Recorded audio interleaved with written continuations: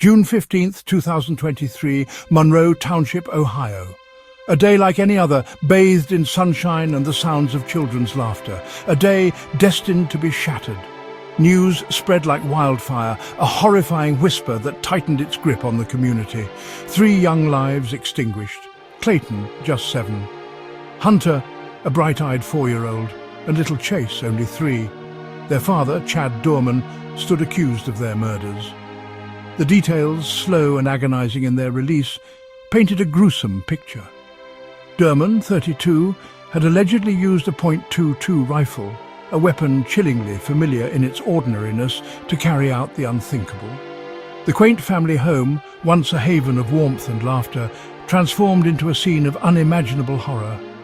The idyllic facade of the neighborhood, a place where children played freely and neighbors exchanged friendly waves, lay in ruins, mirroring the shattered innocence of the victims.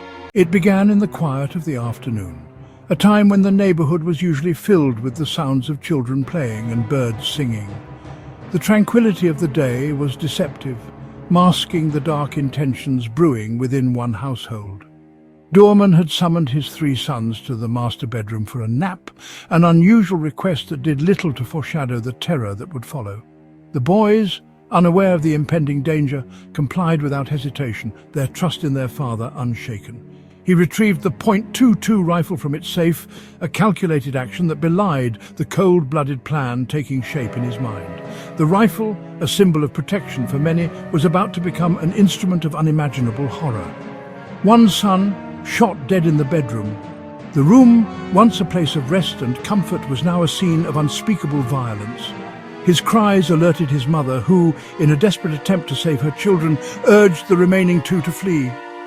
Her heart pounded with fear and determination as she tried to shield her sons from the horror unfolding before them. A chase ensued, a horrifying game of cat and mouse with life and death hanging in the balance. The children, driven by sheer terror, ran as fast as their legs could carry them, their minds unable to fully grasp the nightmare they were living. Dorman caught one son, shooting him as he ran. The boy's desperate attempt to escape was tragically cut short, his life ending in a moment of sheer panic and confusion. The remaining boy, clutching onto hope even as terror lent speed to his tiny legs, found himself cornered. His young mind raced, searching for a way out, but the walls seemed to close in around him. Dorman, in a final act of unimaginable cruelty, demanded his own daughter put the boy down before he too was shot. The twisted command added another layer of horror to the already nightmarish scene, leaving scars that would never heal. His rampage culminated in a struggle with his wife, during which he bit her and shot her through the thumb. The violence of the encounter left her physically and emotionally scarred, a grim reminder of the day's events. The brutality of the crime sent shockwaves through the community and beyond, leaving a chilling question hanging in the air. Why? The answer, it seemed, lay shrouded in a web of premeditation and chilling detachment. Dorman, far from exhibiting remorse, appeared eerily calm. He confessed to the murders almost immediately, his words echoing the chilling premeditation of his actions. "I did it. Take me to jail." Further investigation revealed a trail of disturbing clues that hinted at a plan hatched in darkness. Dorman had confessed to planning the murders for months, the thought festering in his mind like a malignant growth. He spoke of sleep deprivation, his nights haunted by thoughts of the killings, a chilling testament to the darkness that had consumed him. A family lunch transformed into a macabre Last Supper, with Dorman chillingly referring to it as his last good meal. In the days leading up to the murders, a veneer of normalcy masked the horror that was to come. Dorman had engaged in seemingly typical family activities, fishing trips, baseball games, a boys' day filled with laughter and shared moments. Yet beneath the surface, subtle cracks began to appear, hints of the turmoil brewing within. He apologized to his stepdaughter, an unusual gesture that seemed laced with a chilling finality. At his son's baseball game, he appeared withdrawn, his usual enthusiasm replaced with a vacant stare. He complained of lack of sleep, his words a chilling echo of the darkness that had taken root in his mind. A visit to a clinic for confusing feelings cut short, a missed opportunity for intervention. Durman's arrest was swift. The wheels of justice set in motion against a backdrop of collective horror and disbelief. The community watched in shock as the police swiftly moved in, ensuring that no stone was left unturned in their pursuit of justice. The media frenzy that followed only added to the tension, with every detail of the case being scrutinized by the public eye. He entered a plea of not guilty by reason of insanity, a desperate attempt to escape the full weight of his actions. This plea, however, was met with skepticism by many who believed that Durman was fully aware of his actions and their consequences. The courtroom was filled with a palpable sense of anticipation as the trial began. However, a court-appointed expert, after a thorough evaluation, disagreed with the plea, finding no evidence of a serious mental illness that would have prevented Durman from understanding the gravity of his actions. The expert's testimony was a significant blow to the defense, casting doubt on their claims of insanity.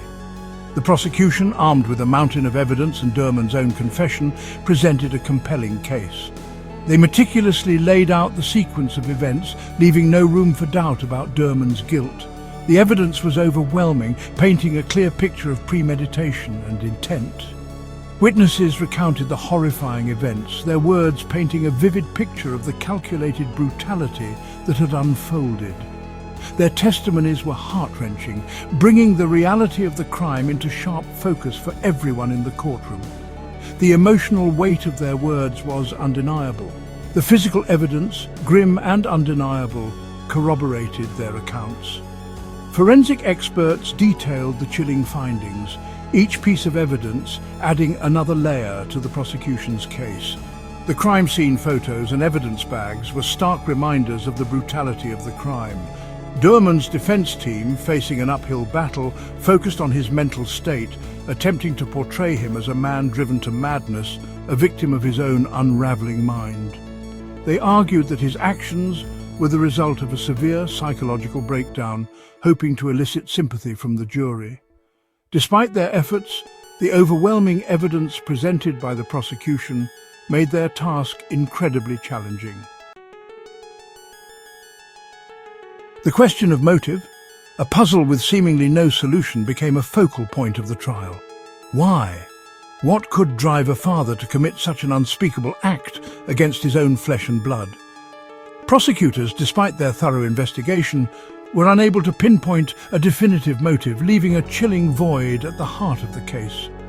Durman himself offered conflicting statements, further muddying the waters. He claimed connections to the CIA, spun tales of being poisoned by his wife, his words a disjointed tapestry of paranoia and delusion.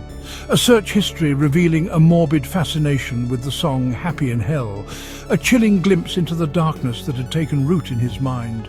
Expert witnesses testified to the possibility of mental illness, of a break from reality that could explain but not excuse the heinous nature of his actions. The trial, a grueling process that exhumed the horrific details of the crime, culminated in a verdict that echoed the collective grief and outrage of the community. Durman, his plea of insanity rejected, was found guilty on 3 counts of aggravated murder and 2 counts of felonious assault. The courtroom, filled with a palpable tension throughout the trial, erupted in sobs as the verdict was read, a mix of relief and lingering sorrow. The sentence, handed down with a gravity that reflected the weight of the crimes, was swift and uncompromising. 3 consecutive life sentences without the possibility of parole, plus 16 years for the felonious assault charges. Durman, his face a mask of impassivity, showed no visible reaction as his fate was sealed, his future extinguished in the same courtroom where justice for his sons had been served. The impact of Durman's crimes extended far beyond the courtroom walls, leaving indelible scars on the lives of those closest to the tragedy and the community as a whole. His wife and daughter, forced to bear witness to the unimaginable, faced the daunting task of rebuilding their lives amidst the wreckage of their family. The community, once a haven of peace and tranquility, grappled with the shockwaves of the tragedy. Neighbors, once accustomed to the sounds of children's laughter, were haunted by the silence that had descended upon the Durman home. The idyllic facade of the neighborhood, shattered by the brutality of the crimes, became a constant reminder of the fragility of innocence. In the wake of the tragedy, the community rallied around the surviving members of the Doorman family, offering support and solace in the face of unimaginable loss. Neighbors, friends, and even strangers came together, united by a shared sense of grief and a desire to help. Vigils were held and the community's collective strength became a beacon of hope in a time of darkness. Memorials adorned with flowers, toys, and heartfelt messages sprang up outside the courthouse and the Doorman home, testaments to the enduring spirit of compassion and the shared grief that bound the community together. These tributes served as a poignant reminder of the lives lost and the love that remained, a silent yet powerful testament to the resilience of the human spirit. The search for answers, for a reason behind the senseless act of violence, continued. Investigators worked tirelessly, sifting through evidence and interviewing witnesses, hoping to piece together the puzzle. The community too sought understanding, grappling with the question of why such a tragedy had to occur. Mental health experts weighed in, emphasizing the importance of recognizing warning signs and seeking help. They highlighted the need for greater awareness and education on mental health issues, advocating for more resources and support systems to prevent such tragedies in the future. The case served as a stark reminder of the hidden struggles many face, often concealed behind a mask of normalcy. It underscored the importance of reaching out to those who may be suffering in silence, offering a listening ear and a helping hand. While the motive may forever remain elusive, the legacy of the Chad Doorman case served as a catalyst for greater awareness, a call for empathy and understanding in a world where darkness can sometimes lurk in the most unexpected of places. It reminded us all of the power of community, the importance of mental health, and the enduring strength of the human spirit in the face of adversity.